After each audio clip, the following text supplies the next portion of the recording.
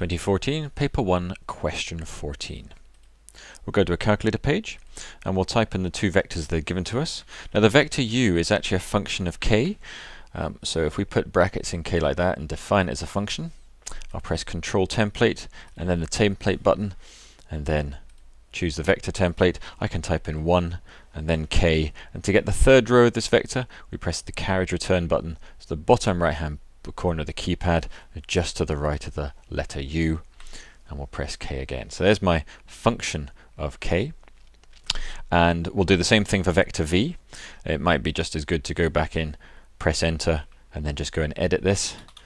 V doesn't have any parameters in terms of k, so we can just remove that aspect of it and replace each of the other components with the numbers given. Now we're trying to find out when these two vectors are perpendicular, so their dot product would be 0.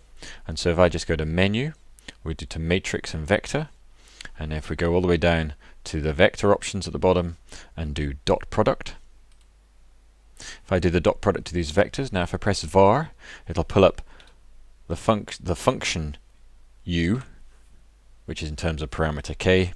I'll put comma v, and I want this dot product to be equal to 0. Whoops. And so therefore, when I press enter, it will give me an error because it doesn't know what k is. But if I now go ahead and see if I can solve this, I'll do menu, algebra, numerical solve this expression for the value of k. And we get the value of 0.857143, which you may or may not recognize as a fraction. If you don't, we can just press menu, number, we'll approximate that to a fraction, and then press enter, and we get the fraction of 6/7. So the value of k is 6/7. The answer is D. We're done.